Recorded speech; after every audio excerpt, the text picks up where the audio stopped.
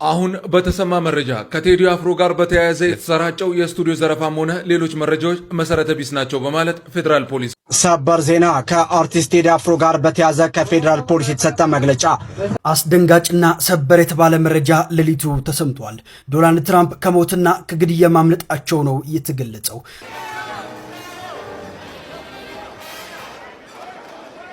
ከተማ በጁምዓ ዕለት ምንድነው የተፈጠረው? በትናንትናው ዕለት በአክሱም ከተማ የጁምዓ ስግደት ሳይሰገድ መቅረቱን በዚህ ሰዓት የወጡ መረጃዎች እያሳዩ ይገኛሉ። በእንደዚህ አይነት በወረዳ አመለካከት አገኛለሁ ብዬ አስቤ አላቅም ነበር። ለብሩክ ኒውስ አድርሱልኝ። ለዛ ሆዳም ሀገር የምትፈርሰው በሶስት ነገር ነው ይላል ሲራክ ነው ያለ፣ እኔ አይደለሁም። የምትሰሙ ሰዎች ከሲራክ ጋር ነው። ሰላም ጤና ይስጥልኝ። እና የተከበራችሁ የንቁሃን ሚዲያዎች ሰዎች እንደምን አላችሁ? እንደምስካችሁ ነው ያለው። እግዚአብሔር ይመስገን። በያላችሁበት ሰላም ክርስቶስ ይብዛላችሁ። የትዷችሁ ወርሲያችን በርጋም እጅግ ሰበር በሆነ መረጃ ተመልሼ መጥቻለሁ። በዛሬው ቪዲዮ የምንመለከተው እንግዲህ የቴዲ ስቱዲዮ አልተዘረፈም የሚል መረጃ እንግዲህ ፌዴራል ፖሊስ ይዞ መጥቷል። እንግዲህ ሰሞኑን የቴዲ ስቱዲዮ እንደተዘረፈ እየተዘገበ ነበረ። በዛሬው ዕለት ታዲያ ፌዴራል ፖሊስ በዚህ ጉዳይ ዝምታውን ሰብሯል። ማስደምጣችሁ ይሆናል። ተጨማሪ በአሜሪካ ትራምፕ ከሞት አፋፍ ማምለጡን የሚያሳይ ቪዲዮ እንግዲህ የተሰራጨ ይገኛል። ትናንት ጥቃት ሙከራ እንደደረሰበት አንድ ቪዲዮ በጣም እየተሸራሸረ ይገኛል። ይህን ቪዲዮ አሳያችኋለሁ። በጣም እጅግ የሚያሳዝን መረጃ እየሰማን ያለው በዛሬው ዕለት እንግዲህ። ሌላው ደግሞ በአክሱም ያለምንም ማረጋገጫ አርብ ዕለት ሶላት እንዳይሰግዱ ተከልክለዋል በሚል መረጃ ብሩክ ኒውስ ያሰራጨው መረጃ ግን ከእውነት የራቀ እንደሆነ በከፍተኛ ሁኔታ ተቃውሞ ከኦርቶዶክሳውያን ከተዋህዶ ቲክቶከሮች ገጥሞታል። ይህን ከብሩክ ኒውስ መስማት ያሳዝናል። ማለት ብሩክ ኒውስ ማለት ኦርቶዶክስ ነው በማለቱም ቢሆን ደግሞ ትክክለኛ መረጃ የሚያቀብለን ነው።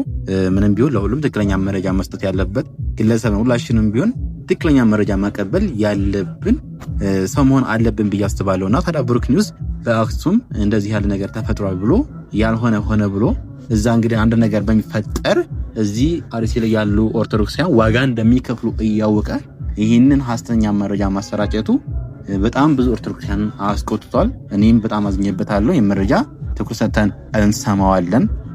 ሊገሰጽና ሊመከር ይገባዋል። ይቅርታ መጠየቅ አለበት ብዬ አስባለሁ። ከማንኛዎቹ መረጃዎች እንደማስደምጣችሁ እንጂ ሁሉም እጅግ አስፈላጊ የሆኑ መረጃዎች ናቸው። እስኪ በቅድሚያ ይህን ቪዲዮ በላሳያችሁና የራሳችሁን ሀሳብ አስተያየት ኮሜንት ላይ የምታስቀምጡልኝ ይሆናል እና ወንድማችን ሀሳብ አስተያየት አድርጎበታል። እስኪ ይህን ቪዲዮ ላሳያችሁ። ፈለገ ወንድማችን በቅርብ ጊዜ የተመሸረው። እስኪ ይህን ቪዲዮ አይተን እንመለስ።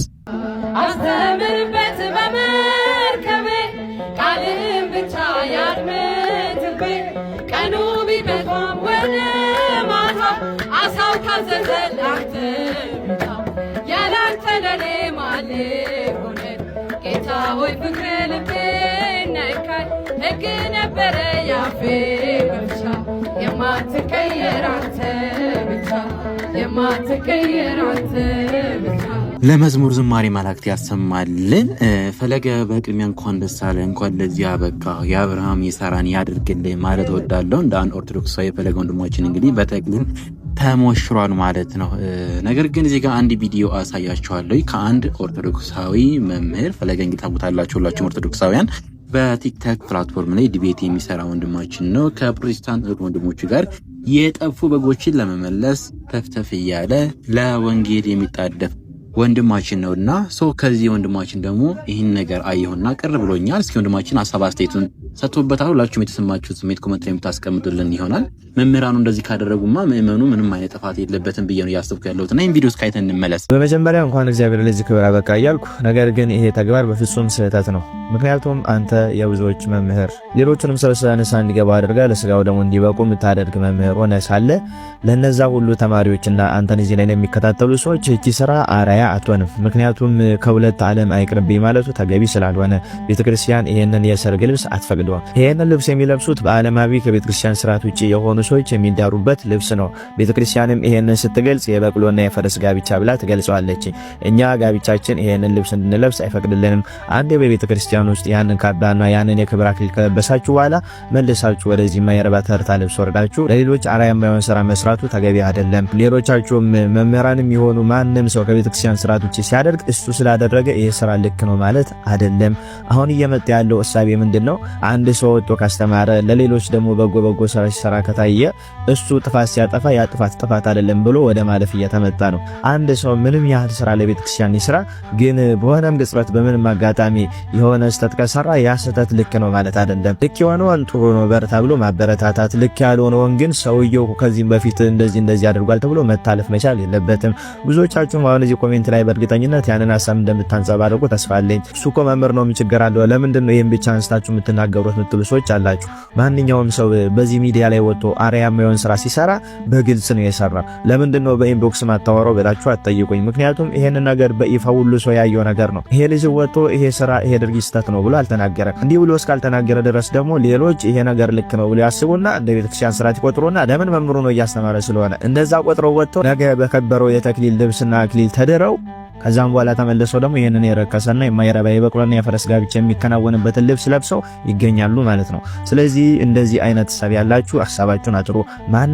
ማንም ይሁን በቤተክርስቲያን ውስጥ ምንም አይነት ስራ ይስራ፣ ግን ከስርዓተ ቤተክርስቲያን ውጭ ሆኖ እዚህ ሚዲያ ላይ ወጥቶ ልክ ነው ብሎ ይፋ ሲያደርገው ልክ አይደለም ብለን ደግሞ መልስ መመለስ እንደ ዲያቆን እንደ አንድ ቤተክርስቲያን አገልጋይ ግዴታ አለብን። እዚህ ላይ ወጥቶ ያንን ነገር ሳይለቁ ህዝቡም ሳይመለከተው አድርጎት ቢሆን ኖሮ ያንን ከንስሐ አባታቸው ጋር የሚፈቱት ነው። ለማንም ደግሞ መሰናክል አልሆነም፣ ለግላቸው ያደረጉት ነገር ስለሆነ ማለት ነው። ግን እዚህ ሚዲያ ላይ ያስወጣ ድረስ ማንኛውም ሰው ልክ ካልሆነ ልክ አይደለም መባል አለበት። በኢንቦክስ ማወራበት ምክንያት የለም። ለምን ኢንቦክስ ላይ አይደለም ይሄንን ቪዲዮ የለቀቁት? ሁሉ ሰው እየተመለከተው ስለሆነ ሁሉ ሰው እየተመለከተ ስህተት መታረም መቻል አለበት።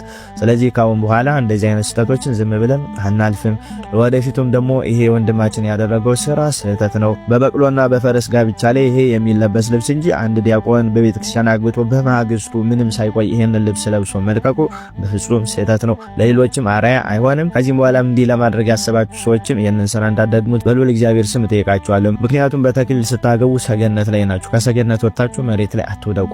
ክብራችሁን ጠብቃችሁ ስለቁ ለማለት ያህል ነው። ዲሲራክቲቭን ገብታችሁ ሰብስክራይብ አድርጉልኝ። ኮፒ ሊንክ፣ ሼር፣ ፖስት እያደረጋችሁ ይህ ቪዲዮ ለሌሎች እንዲዳረስ አድርጎ ይቆያል። መምህራችን መምህር ዲያቆን ሲራክ ቃሎት ያሰማልን። ትክክለኛ ሀሳብ ነው ያካፈለን ያለው። ፈለገ ወንድማችን እንግዲህ ይህን ነገር ካደረገ ሌሎች ምዕመናን ፈለገን አይተው ደግሞ ይሻወዳሉ። ትክክል ነው ብለው ነው የሚያምኑት እንደዚህ መደረጉና ስለዚህ ትክክል ያልሆነውን አይደለም ብሎ እዚህ ጋር ሀሳብ ሰጥቶ ማለት የአንድ ኦርቶዶክሳዊ ግዴታ ነው ብዬ አስባለሁ። ሰው ወደ መረጃችን እንለፍ። እስኪ ከአሜሪካው እንጀምር። በዛሬው ዕለት ዶናልድ ትራምፕ እንግዲህ ከሞት አፋፍን የተረፈው ነው የምላችሁ። ቪዲዮን አሳያችኋለሁ። ተመልከቱ። አስደንጋጭና ሰበር የተባለ መረጃ ሌሊቱ ተሰምቷል። ዶናልድ ትራምፕ ከሞትና ከግድያ ማምለጣቸው ነው የተገለጸው። በዋይት ሃውስ የጋዜጠኞች ማህበር ዓመታዊ ራት ግብዣ ላይ በተከፈተ ተኩስ በፕሬዝዳንት ዶናልድ ትራምፕ ላይ የግድያ ሙከራ መደረጉ ተገልጿል።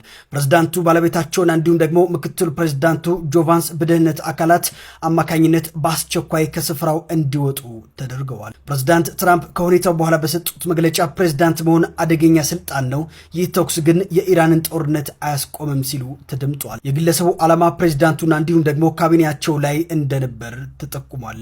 እናንተስ በዚህ ጉዳይ ምን ትላላችሁ? ሀሳባችሁን አጋሩኝ። በዚሁ አጋጣሚ እኔን ፎሎ ያላረጋችሁ ካላችሁ ፎሎ በማድረግ ቤተሰብ ሁኑ።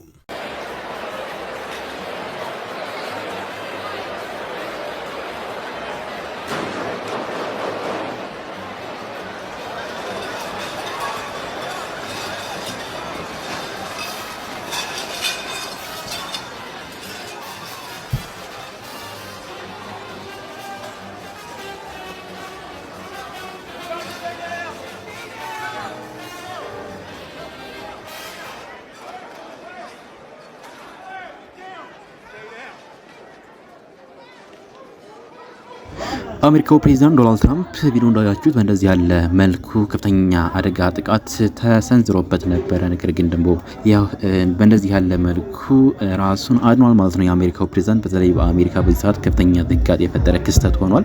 ቪዲዮ እንዳያችሁት ነው። አሁን ቀጥታ ወስዳችሁ ወደ ሀገር ውስጥ እንመለሳለን። በቴዲ አፍሮ ጉዳይ ሰሞኑ እንግዲህ አቡጊዳ ስቱዲዮ የሚስ ያለው ስቱዲዮ ተዘረፈ፣ በታጣቂዎች ተዘረፈ የሚል መረጃ ከተሰራጨ በኋላ በዛሬው ዕለት ደግሞ ፌዴራል መንግስት እንደዚህ ያለ መግለጫ ይዞ በተሰማ መረጃ ከቴዲ አፍሮ ጋር በተያያዘ የተሰራጨው የስቱዲዮ ዘረፋም ሆነ ሌሎች መረጃዎች መሰረተ ቢስ ናቸው በማለት ፌዴራል ፖሊስ ገልጿል። ፌዴራል ፖሊስ ለአዲስ ማለዳ በሰጠው መግለጫ የቴዲ አፍሮ ስቱዲዮ ዘረፋና ሰዎቹም ታሰሩ የሚሉ ወሬ ከእውነት የራቀና መሰረተ ቢስ ነው ብለዋል። ምክትል ኮሚሽነር ሙሊሳ አብዲሳ ድርጊቱን የሳይበር ጦርነት ሲሉ የጠሩት ሲሆን የተወሰኑ አካላት አርቲስቱን ለፖለቲካ መጠቀሚያ ለማድረግ እየሞከሩም ነው ብለዋል። ፖሊስ እንደገለጸውም ቴዲ አፍሮ በአሁኑ ወቅት በቤቱ በሰላም ይገኛል። በእርሱ ላይ የተጀመረም ምንም አይነት የወንጀል ምርመራም የለም። በዘፈን ምክንያት ሰው የሚታሰርበት ዘመን አልፏል ያሉት ፖሊስ አርቲስቱ በፈለገው ርዕስ ላይ ሙዚቃ መስራትም መብት እንዳለውም አረጋግጠዋል። ፖሊስ ይህን ቢልም የአርቲስቱ የቅርብ ሰዎች ግን ስቱዲዮ መዘረፉንና እስር መፈጸሙን ለዓለም አቀፍ ሚዲያዎች ተናግረዋል። ቴዲ አፍሮ ግን እስካሁን በዚህ ጉዳይ ላይ ያለው ነገር የለም። ሰበር ዜና ከአርቲስት ቴዲ አፍሮ ጋር በተያዘ ከፌዴራል ፖሊስ የተሰጠ መግለጫ። አርቲስቱ ቴዎድሮስ ካሳሁን ቴዲ አፍሮ ኢትዮሪካ አልበሙን ለአድማጭና አድናቂዎቹ ካቀረበበት ጊዜ ጀምሮ በሱና በሱ ዙሪያ ባሉ ሰዎች ላይ ጫና እየደረሰ መሆኑ እየተነገረ ነው። ምክትል ማናጀሩን ጨምሮ የረጅም ጊዜ የቅርብ ጓደኛው መታሰራቸውም ተመላክቷል። ከዚህ ባለፈ ታጥቀው በመኪና የመጡ አካላት ሲኤምሲ አካባቢ የሚገኝ የሙዚቃ ስቱዲዮና ስራዎቹን የሚያዘጋጅበት ቦታን በምሽት በኃይል በመስበር መዘረፋቸው ተነግሯል።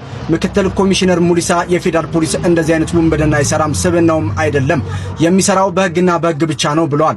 ቴዲ አፍሮ የኢትዮጵያ ፌዴራል ፖሊስ ተጠርጣሪ አይደለም፣ ህዝቡም ይህንን ይወቅልን ብለዋል። እሱ አርቲስት ነው፣ ሙዚቃውን አውጥቷል፣ ቤቱን ያለው በስርዓቱ እየኖረ ነው፣ በሱ ላይ የተደረገ ምንም አይነት ነገር የለም ሲሉ ገልጸዋል።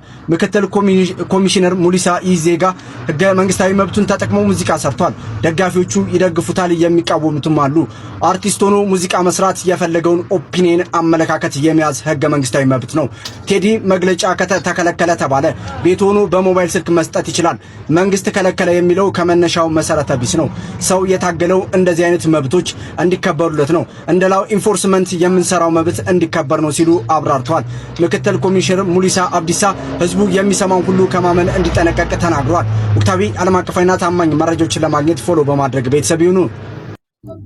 ኦኬ፣ እንደሰማችሁት ነው። እንደዚህ ያለ ምላሽ ተሰጥቷል ማለት ነው በዛሬው ዕለት ማለት ነው። እንግዲህ በዚህ ጉዳይ ላይ ይህን መረጃ ሲያቀብሉ የነበሩት ትክክለኛ የመረጃ ምንጭ የሚባሉት ሁላችሁም እንግዲህ በፌስቡክ ላይ ታውቁታላችሁ ብዬ አስባለሁ። ሀበሻ ዜና ሀበሻ የሚል ወደ 2.5 ሚሊዮን ተከታይ ያለ ነው። እነ ጉርሻ ፔጅ ዘግበውታል።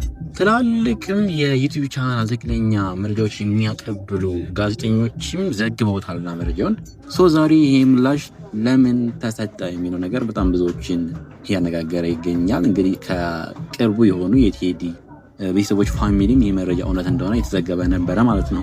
ነገሩ እንዴት እንደሆነ እኔ እንጃ የታወቀው። ለማንኛውም እንደዚህ ያለ መግለጫ ወጥቷል ማለት ነው ከመንግስት በኩል። ሀገር የምትፈርሰው በሶስት ነገር ነው ይላል። ሲራክ ነው ያለ፣ እኔ አይደለሁም። የምትሰሙ ሰዎች ከሲራክ ጋር ነው መነጋገር። እሺ፣ ሀገር የምትፈርሰው በሶስት ነገር ነው።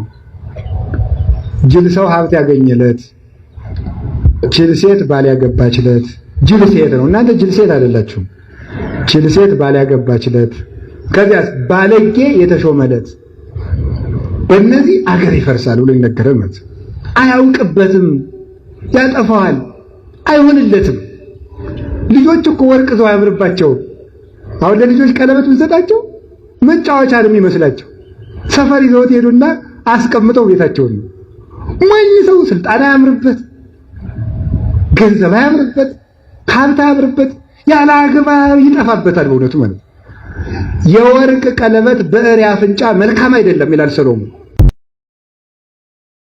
ከተማ በጁምዓ ዕለት ምንድነው የተፈጠረው? በትናንትናው ዕለት በአክሱም ከተማ የጁምዓ ስግደት ሳይሰገድ መቅረቱን በዚህ ሰዓት የወጡ መረጃዎች እያሳዩ ይገኛሉ። በትናንትናው ዕለት ብቻ አይደለም፣ ባለፉት 3 ሳምንታት በመከልከሉ ብቻ የጁምዓ ሶላት ሼር ኮፒ ሊንክ እያደረጋችሁ አድርሱለት። አንድም ቀን በእንደዚህ አይነት በወረደ አመለካከት አገኛለሁ ብዬ አስቤ አላቅም ነበር። አንድም ቀን ማህተብ አድርገህ ለአርሲ ኦርቶዶክሳውያን ድምፅ መሆን ስትችል ሳትችል የቀረ ሰውዬ ዛሬ ሳልተሰገደም ብለህ ትወጣለህ። ይሄ ንግግር ምን ያክል ባለማህተቦችን ዋጋ እንደሚያስከፍላቸው ታውቃለህ? ከቤታቸው እንደሚያፈናቅላቸው። ዛሬም ድረስ የአርሲ ኦርቶዶክሳውያን እኮ ዛፍ ላይ ነው የሚያሩት ሌሊቱን ሙሉ ረጃጅም ዛፍ እየፈለጉ።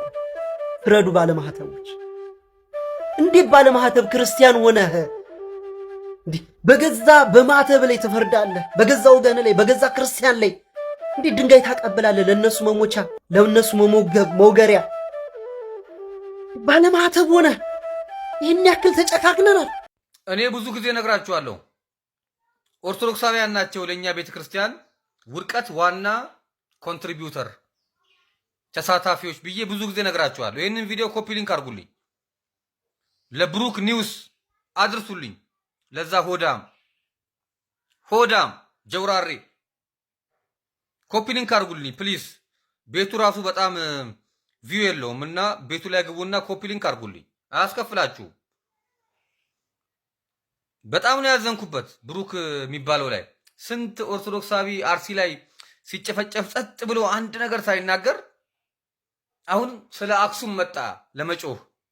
ሆዳም በበላህበት አንተ በቴምር የምትሸወድ ቴምር ለገዛልህ ሰው በቃ ታለቀልቃለህ አይደል? አለቅላቂ ምን ነው የኛም ሞት ዝም አልክ? ስንት ክርስቲያን ሲታረድ አይተህ ባላየ ዓለም ሁሉ ትጮህ ለምን ዝም አልክ? አንድ ቪዲዮ አለክ? አንድ ኒውስ አለክ? ብሩክ ኒውስ የሚባለውን ሰውዬ የምትከታተሉ ኦርቶዶክሳውያን ውግዝ ብያለሁ። አውግዣቸዋለሁ። ውግዝ ከማሪዎስ የሱን ቪዲዮ የሱን ዜና የምትከታተሉ የቤተ ክርስቲያን ልጆች አውግዣለሁ። በቃ ውግዝ አንፎሎ አድርጉት። ምንም አያደርግላችሁም። እንደዚህ አይነት አለቅላቂ ኦርቶዶክሳዊ አንፈልግም እኛ። አስረግጬ ነው የምነግርህ። ይሄን አስረግጬ ነው የምነግርህ። አንፎሎ አድርገው። በቃ ይሄንን ቪዲዮ ኮፒ ሊንክ አድርጉልኝ፣ አድርሱልኝ። ይሄንን ቪዲዮ ቆርጥ ላክለት። ብዙዎቻችሁ በአክሱም ጉዳይ ለምን ሐሳብ አትሰጥም ብላችሁ ወቅሳችሁኛል። ሐሳብ እሰጣለሁ። ሐሳብ አለመስጠትም አይቻልም። በእርግጥ ጠቅላይ ሚኒስትር አብይ አህመድ አሊ የሚመራት ኢትዮጵያ የተባለች ሀገር ከሞላ ጎደል ዕጣ ፈንታዋ ዩናይትድ አረብ ኤሚሬትስ በተባለች እስላማዊ ሀገር መሪዎች እጅ ከወደቀ ሰንብቷል። ከዚህም አኳያ በኢትዮጵያ ውስጥ ህዝበ ሙስሊሙ የሚያነሳው ጥያቄ በእርግጥስ የመብት ጥያቄ ነው ወይ? ከሆነስ ዋጋ የሚያስከፍል የዋህነት ነው። ስለዚህ ወደ አክሱም ከመምጣቴ በፊት አንድ ወሳኝ መረጃ ላጋራችሁ። ማንን ጠቅሼ? ቲአርቲ ወርልድ የተባለ ሚዲያን ጠቅሼ። እንግዲህ ይሄ እዚህ ጋር የሚያሳየው ምንድን ነው? ወርልድ ሜጀር ሪሊጅንስ ባይ ፖፑሌሽን ፍሮም 1945 to 2019 የዓለም ታላላቅ ሃይማኖቶች በህዝብ ስብጥር ከ1945 እስከ 2019 በፈረንጆች አቆጣጠር። እዚህ ጋር ልብ ልትሉልኝ የምፈልገው ነገር በ1945 እስላም ቁጥሩ ስንት ነው? በዓለም አቀፍ ደረጃ 138 ሚሊዮን። በተመሳሳይ ጊዜ ክርስቲያን ቁጥሩ ስንት ነው? 700 ሚሊዮን። ቢያንስ የ600 ሚሊዮን ልዩነት አለ። መልካም፣ አሁን ቪዲዮን ላጫውተው ነው። ከ1945 እስከ 2019 ድረስ ይሄ ቁጥር እንዴት እንደሚለዋወጥ 2019 ደረሰ። 2019 በእርግጥ ሁለቱም ሃይማኖቶች አድገዋል። ክርስትና ከ700 ሚሊዮን ወደ 2 ቢሊዮን 400 ሚሊዮን ሲደርስ፣ እስልምና ከ138 ሚሊዮን ወደ ኦልሞስት 2 ቢሊዮን በሉት። 2 ቢሊዮን ሊገባ ትንሽ ነው የቀረው። 1 ቢሊዮን 900 ሚሊዮን። በእርግጥ እስልምና በዚህ ልክ የተስፋፋው ሰላምን ስለሚሰብክ ነው። በመረጃና በማስረጃ እስልምና ላይ ጥያቄ አንስቶ ነብዩ መሐመድ ላይ ጥያቄ አንስቶ ፈትሾ የእስልምና ታሪክ አብጠርጥሮ አስረድቶ ሰው ወዶና ፈቅዶ ነው ከ138 ሚሊዮን ወደ 1 ቢሊዮን 900 ሚሊዮን የደረሰው? ወይስ ክርስቲያኖችን በመግደል ገዳማትን በማቃጠል ንጹሃን ዜጎችን በማሸበር? ይሄ ለህዝበ ሙስሊሙ ልተወው። ምንም ጥርጥር የለውም የኢትዮጵያ ባላና ማገር የኢትዮጵያ ኦርቶዶክስ ቤተክርስቲያን ነች። የአገሪቷ የመሰረተ ድንጋይ የዘረጋችው የኢትዮጵያ ኦርቶዶክስ ቤተክርስቲያን ነች። ያ የኢትዮጵያ ኦርቶዶክስ ቤተክርስቲያን ደግሞ መሰረቷ፣ ዋልታዋ፣ ማገሯ ዛሬ ኤርትራና ትግራይ የምንለው ቀጠና ነው። ሲለጥቅም ቤተ አምሐራ ነው። ኤርትራዎች ሰንጋና የፍየል ወጠጤዎች እየላከ ከበሮና አታሞ እየደለቀ የትግራይን ጦርነት ያፋፈም አልነበረም እንዴ ስልጤ? አብይ አህመድ በሚመራው የኢትዮጵያ መከላከያ ሰራዊት አልነጃሺ መስጊድ ሲፈርስ የት ነበራችሁ? ሌላው መታወቅ ያለበት አብዛኛው ኢትዮጵያዊ እስልምናን የተቀበለው ተገዶ ነው። የግራኝን አህመድ ታሪክ እኮ በቅጡ ካለማንበብ የሚመጣ ድንቁርና እኮ ነው ይሄ ሁሉ የፈጠረብን። It is remarkable how the Ethiopian Christianity recovered from the brink of collapse። እጅጉን የሚደንቀው የኢትዮጵያ ክርስትና ከመጥፋት ቋፍ ከደረሰ በኋላ ማገገሙ ነው። ከመጥፋት ቋፍ ያደረሰው ማን ነው? የግራኝ አህመድ ወረራ ነው። በነገራችን ላይ አብዛኞቹ እስልምና ላይ ጥናት ያደረጉ ምሁሮች ምንድነው የሚሉት? ኢስላም is not a religion, it is a political empire ብሎ ነው የሚደመድሙት። እስላም ሃይማኖት ሳይሆን የፖለቲካ ኢምፓየር ነው። ይህንን በደንብ የምታስረዳው ደግሞ ማን መሰላችሁ? የኛ ጎረቤት የሆነችው አያን ሀርሲያል ነች። እሳት የላሰች ሶማሌ ነች። ብዙ መጽሐፎችን ጽፋለች። በጣም የምትታወቅበት የኛው ነው ኢንፊደል። ኢንፊደል ማለት ምን ማለት እንደሆነ ታውቃላችሁ? ካፊር ማለት። ስለዚህ በእንግሊዘኛ ፕሮግራም የምትሰሩ የዩቲዩብ ቻናሎች ለምሳሌ እነ ጸዳለ እነ የሐሳብ ገበታ if you have the gut why don't you invite አያን ሀርሲያል? ትንሽም ቢሆን አማርኛ ትችላለች። በነገራችን ላይ አባቷ ለተወሰነ ጊዜ ኢትዮጵያ ውስጥ ነበር። ሰይድ ባሬን ይወጋ ስለነበረ መንግስቱ ኃይለማርያም ያስታጥቀው ነበር።